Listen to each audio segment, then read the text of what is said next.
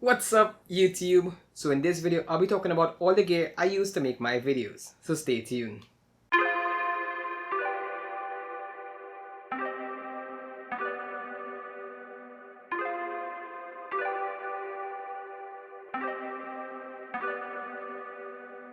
So this is Just Baron, and on this channel we do just about anything you can do yourself.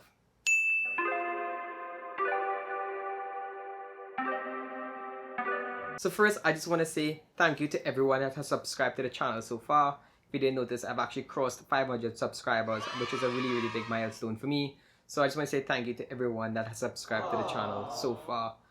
If you're new to the channel, do consider that subscribe button. I do videos on just about anything you can do yourself, or remote control, 3D printing, Arduino, drones.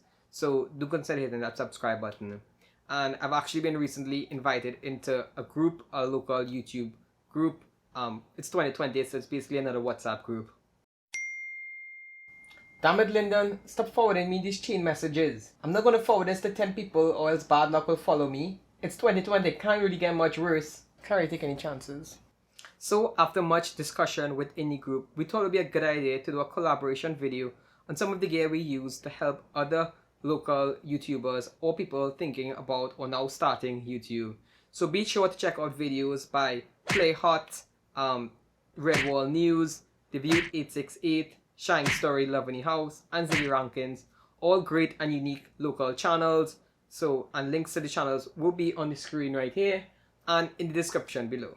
With that being said, I hope you enjoy this video. Do I even have 10 friends I could forward this to?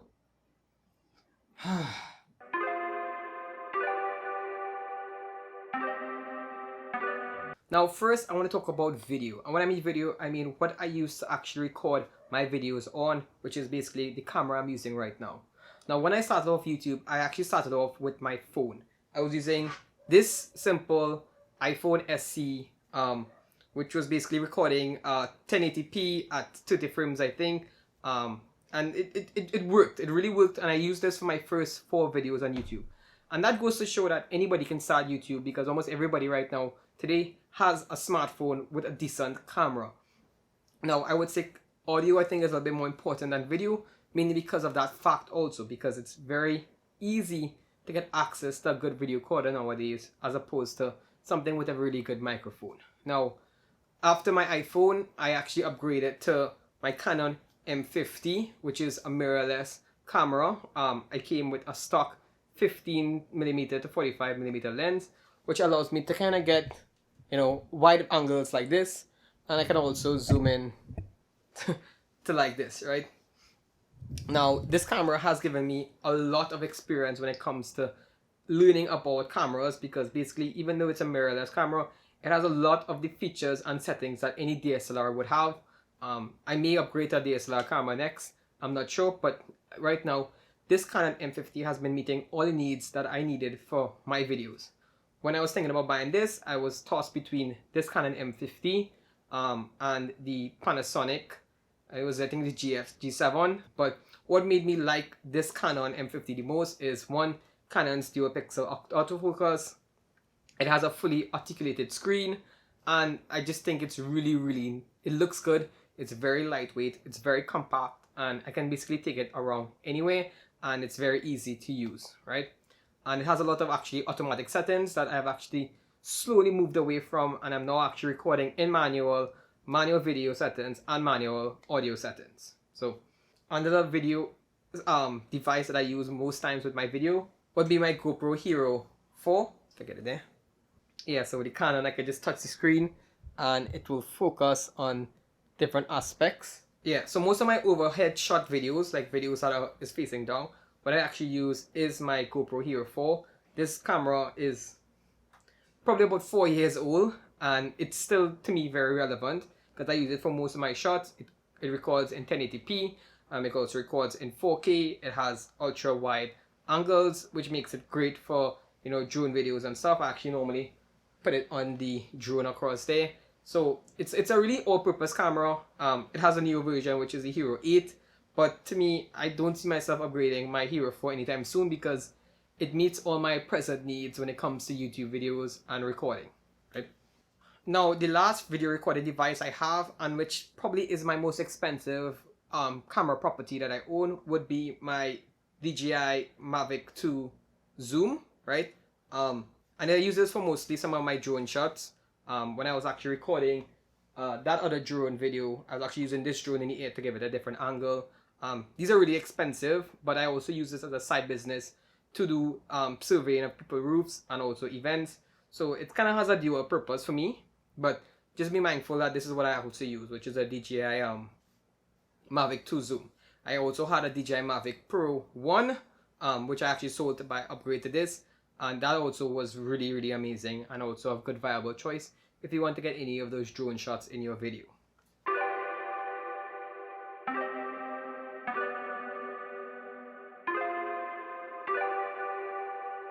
Now, the first thing I actually upgraded for YouTube was my microphone. I was using my phone microphone initially, which basically it gave decent audio, but a lot of people complained that the audio was bad. It was picking up a lot of background noises. It wasn't very directional, and that was actually the first thing I did. Now, my first mistake was I bought a cheap microphone, and that was the worst thing I possibly do.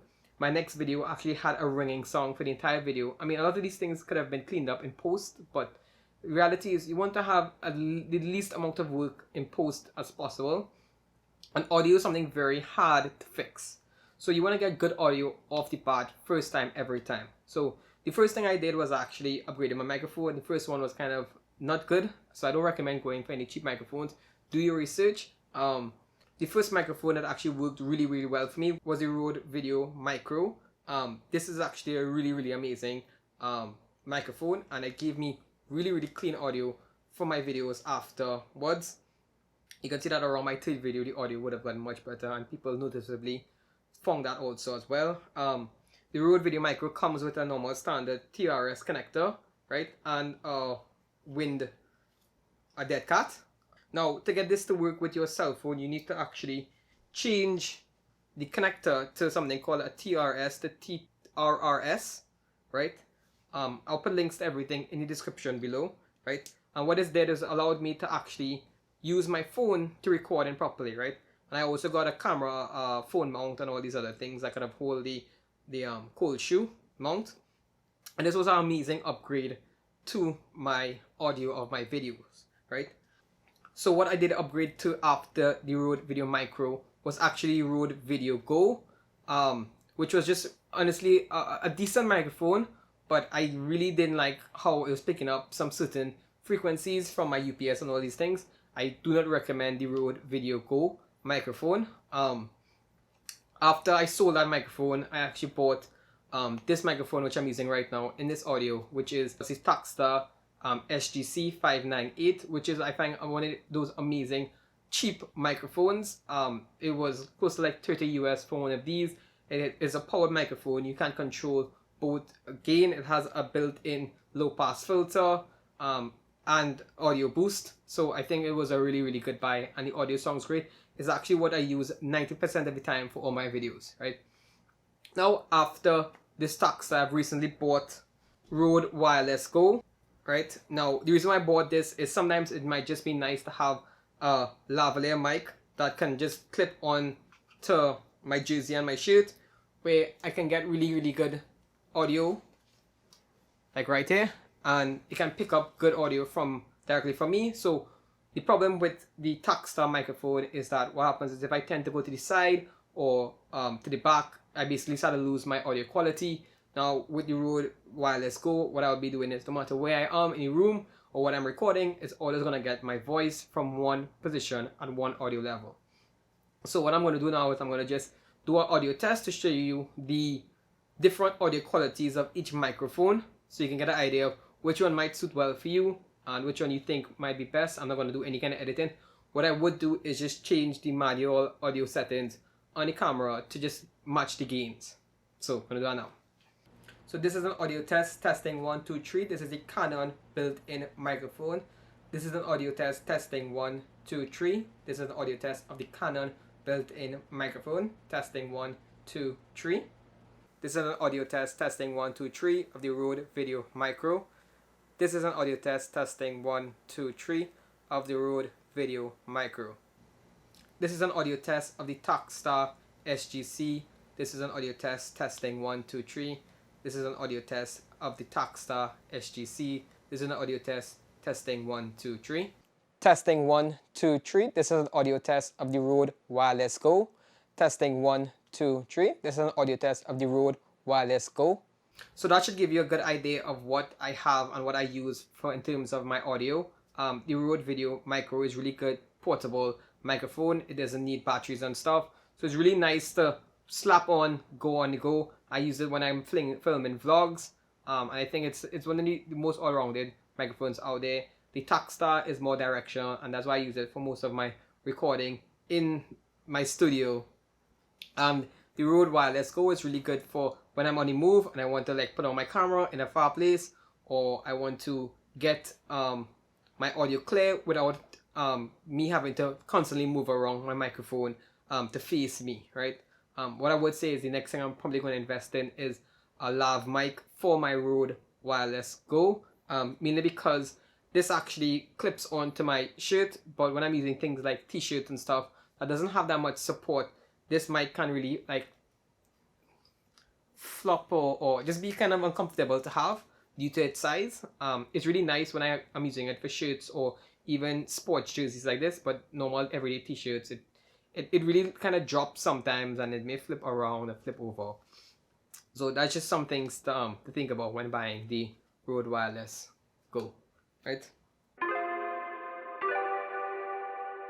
So when it comes to lighting, I have basically two main types of lights. I have my portable handheld light, which is a Viltrox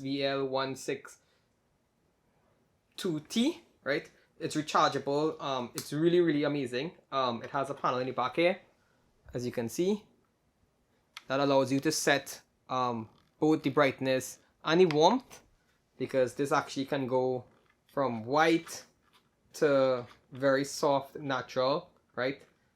It can go from 3300K to 5600K. And what I really use this for is for when I'm actually doing any kind of overhead shots above on my desk. It gives me better lighting, or if I want to actually connect this to my camera. So basically it has a cold shoe mount it comes with, but I normally use everything with quick release. So I actually have a quick release mount here, and I put this on every single quick release mount I have in my room, right? Now when I'm actually doing any kind of studio stuff, what I use is the VL2000T, which is basically a kind of flat big white light, just like the 162T is made by the same Viltrox. This one is actually much bigger. It has a similar panel in the back that allows me to control both the brightness and warmth. It comes as a pair, right? Links will be in the description below. This is actually what I use for all my studio lighting. Basically, I do videos in my room, so I don't have space for any kind of softbox and these kind of things. So what I actually have is two of these VL200Ts, right? They actually come with a remote, so I can actually take off the lights, put it back on. I can control the warmth as it goes from 3300 to 5600K. It's actually pretty bright. So that's like 100% brightness there. Right? From the remote, I can control each light individually. So as I told you, it's a pair. It's a set of two. It came with a really nice case and bag, and it comes with two stands or tripods. And again, this thing is really amazing. It's really easy to set up. You can adjust this. You can adjust this height here, and I can get really long and really high. It's on my bed, so I just keep it low. So that's just an idea of my lighting. I really only have two lights that I really use. Now, when it comes to what do I put my camera on, I mainly use a series of quick release mounts, but the actual tripods I'm actually using actually were given to me. So one is a Silk U800, and honestly, it's not really much to talk about. It's just a normal heavy duty tripod. I really don't think tripods is anything to really worry about. You can get these things for dirt cheap, and the whole purpose is just to put it on just to put your camera on and get it in the right places around your room. Now, the tripod that I use the most is actually this newer portable tabletop tripod. I think this was one of the biggest investments. It came a little late. I think it was like by my 6th video I bought this. And why I like this tripod is, one, it has a nice ball head on top, right? What I had before this tripod was a Joby Gorilla Pod. I really think Joby Gorilla Pods are really, really overrated. I had one, and I mean, it was very useful, but the amount of uses I got out of it, this far exceeds it. One, a Joby Gorilla Pod is not stable. You have to kind of like get the legs in place or wrap it around something. I thought it was a little bit too much work compared to this newer tabletop. It came with a standard quick release Swiss mount, right? The legs, you just twist and you can get them out very, very long, right? And it can go, it stands about 3 feet in the air, fully extended, right? Very, very easy to use, very quick setup, and obviously gives you a very solid platform, right? Now, one thing I like about this tripod also is it also doubles as a selfie or a vlogging holder. So you can actually take the head out of the camera, and now I get a nice little holder that I could actually put my camera on and vlog with it, right? Which is really, really cool, I find, right? You just have less things to carry around with you. That snaps back there. It has these locks on each legs, so it doesn't actually open back up when you lock it, right? You have to unlock it to get it wide, and then it can easily fold up to a really, really small pocket size that you can then use to carry basically almost anywhere. Now, in addition to my tripods, what I use also is something called friction arms. So friction arms are like these kind of clamps. So these are 11-inch friction arm, and at the end of it I actually added my own fishbone Swiss quick release, right? I get links to all these things will be in the description below. And what this allows me to do is literally clamp my gear onto anything. This could hold my camera because the Canon M50 is pretty light, but it can also add or hold a light. So take my light with my quick release on it, because I added a quick release on this, and now that is locked there and it cannot be, you know, moved. It's pretty secured. So when it comes to actually holding things like my camera and stuff in a very secure overhead location, I have two options. I have a GoPro Hero kind of GoPro rig setup to a quick release mount, which is what I have here, and it's supported by the shelf. And the next thing I have is this Manfrotto, right? Let me make sure I get the words there. I'm not sure if you've seen that good there, but this is a Manfrotto articulated arm. It's actually really, really heavy duty. It has this huge claw here that I can use to clamp down on like a desk or on a shelf or whatnot, right? It has these massive lock arms, right, that I can slacken and basically turn into any direction or any way I want, right, as you can see. And this allows me to put this thing anywhere, so I can actually clamp this.